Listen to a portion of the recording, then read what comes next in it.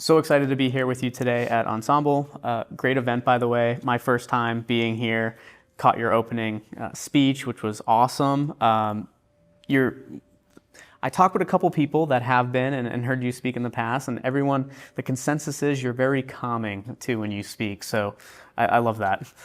Can we share this with my wife and my kids? By the way, particularly the calming thing. So it's good to know.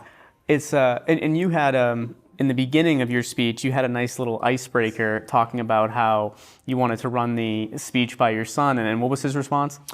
No, that's all right. I think it was literally that. And by the way, without much effect, it was, no, that's okay. Let's move on.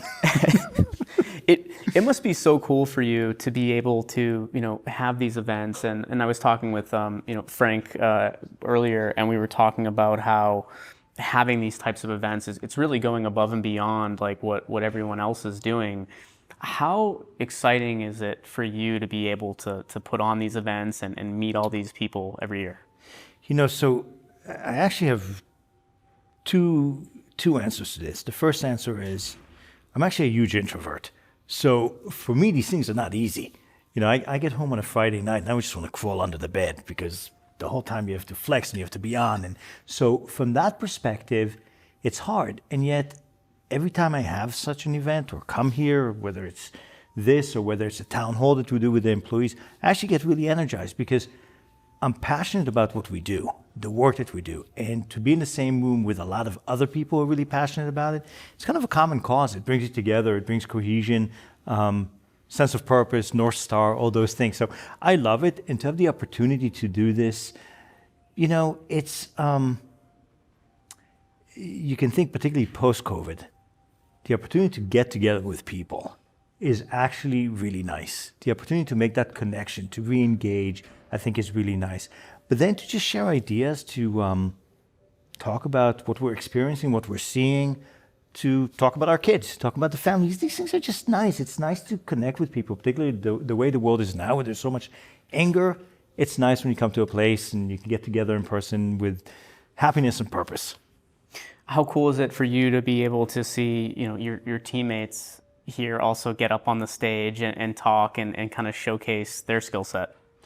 Look, the one thing I'd say with great pride is I picked much of that team, so it makes me very proud, makes me very happy. I will also say that, look, they're phenomenal. We are successful because we have a great team. And by the way, it's not just my direct reports. I mean, up and down the organization, great people who care, who are thoughtful. And when you see representation on the stage, by the way, you saw some of the ELT members, but you go to some of the other breakout rooms and you see some of the other folks, they are as polished, they're as thoughtful, they're as passionate.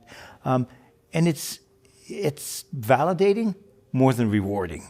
It's validating that one, we have the right people, two, I chose a lot of the right people, and three, that we're creating a company and we have a company where great people want to be a part of. So it's a validation more than anything else.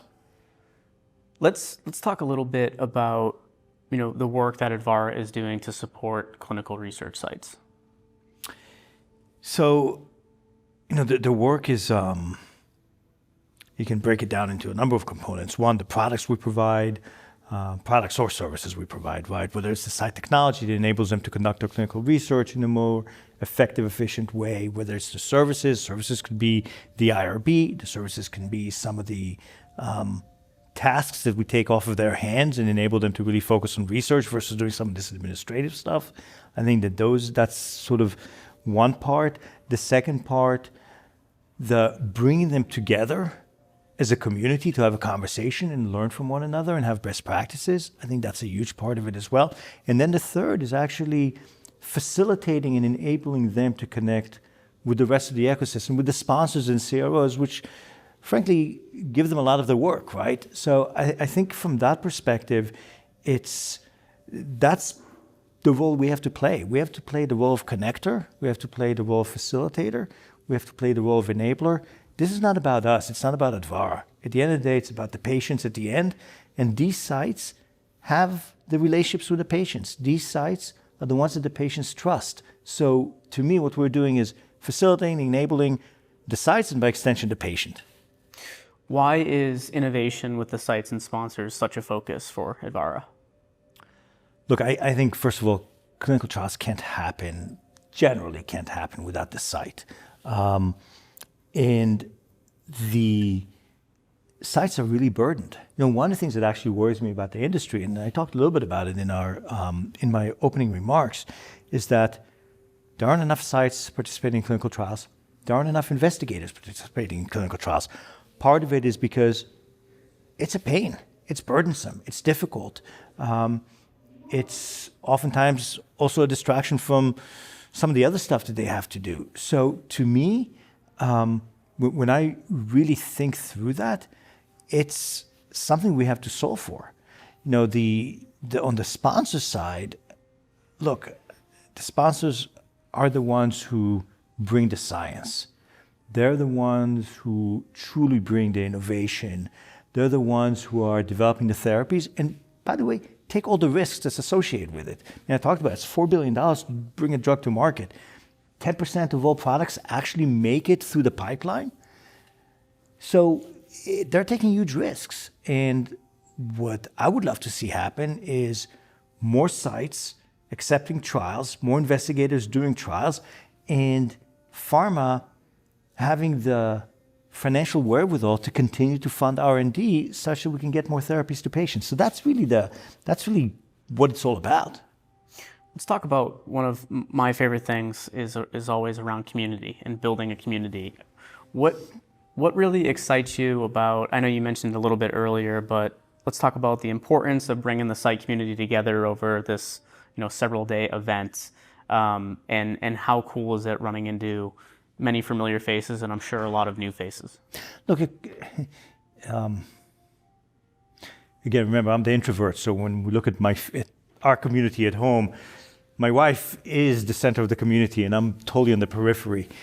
It's actually nice to be able to be here at the center, right? It's not a natural place for me. It's nice to be at the center. We're at home and totally at the periphery of the community construct. But look, the community, it really does take a village. And while patients enroll into a site and trials take place site by site, the reality is that creating a community where they can share with each other, learn from each other, by the way, compete with each other as well. It's nice to know that I'm recruiting one more patient than you are, and I'm doing it faster, and I have fewer deviations than you do.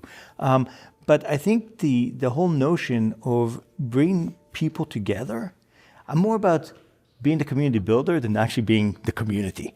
And I think that's the opportunity that we have. That's what Advarra does. We're the builders of the community. But we're wholly and completely dependent on all the community members because we, on our own, are not a community. What, if you had to pick one, I know there's a lot of probably favorites of this event. What is your favorite part of the Onsemble event, though? Favorite part? Well, I could say when I'm done speaking, that's the favorite part. Look, I think the favorite part is just running into people in the hallway and having a conversation. When I finished with my speech, one of the site folks came up to me and goes, "Hey, I really want to talk to you about AI and what we can do there together." That's how ideas sort of germinate. That's how they form. That's how collaborations start. So those opportunities to have these informal conversations are really, really important. What's unique about Onsemble, and something that we really have to think through, is that you have everyone from a database administrator to the associate dean or chief operating officer. So you have this gamut of experiences and roles, etc. And how do you actually connect with all of them? And I know we've been successful when what we say resonates with everybody in the room. By the way, they don't have to agree with it, but they understand it. They're not their head, either a yes or a no, whatever the case might be. But that, to me, is the important piece. Why do you continue to work in this space? My wife asked me that same question. In her case, it was, why do you continue to work? There's a lot to be done at home. Look, first of all, there is no other space where I could work that would make me feel as fulfilled, as whole, as this space. And I say this, and I often say this to folks. I say it in town halls. I say it to clients. I say it to my family. We all know a patient. We may ourselves have been a patient, will be a patient. The stuff that we do hits very close to home. And that's really important. The other piece, though, is a lot of the stuff that we do today, we will not see the benefits of it in our lifetime. And yet, we're creating a better future for our kids. And to me, there are very few industries that give you that opportunity. There are very few industries where you sort of look at what you're doing every day and say, you know what? So we had a guest speaker, Courtney, and she spoke about her cancer, and she talked a little bit about the therapies that she used. And I said to her, I worked on that drug. So when I was at ParXL, when I was in the CRO, my team worked on the compound, worked on the drug, worked on the phase 3 trial. That's pretty cool. That's pretty fulfilling. How many people can say that? I was just visiting with went overseas to visit my uncle. Unfortunately, we always know someone who has a condition. He has cancer as well. He has lymphoma. And he talked to me about, he's now in remission. He's cancer-free. He has one more treatment left. And I asked him, how do you feel? And he said, I feel great. And I was convinced that I was on placebo. And I'm like, why were you convinced of that? He goes, because I feel great. And 10 years ago, a friend of mine had the exact same cancer, and he gave up. He said, I don't want any more treatment. I think he said after the second or the third treatment, he gave up because the side effects were so bad. And the advancements in science are just so remarkable, and you can raise your hand and say, I had a part in this. I love that. That was a great story, by the way, too. And I hope your uncle has a speedy recovery. He's a resilient person, for sure. All you can do is fight, right?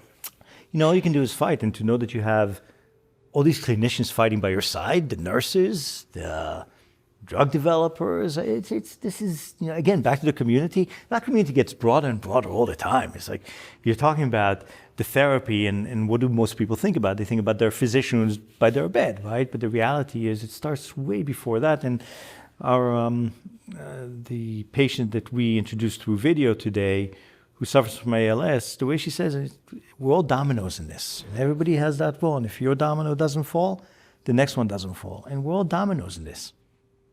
Well, Gadi, I really appreciate you taking some time to chat with me here today, and looking forward to the rest of the event. With pleasure, and thank you so much for everything.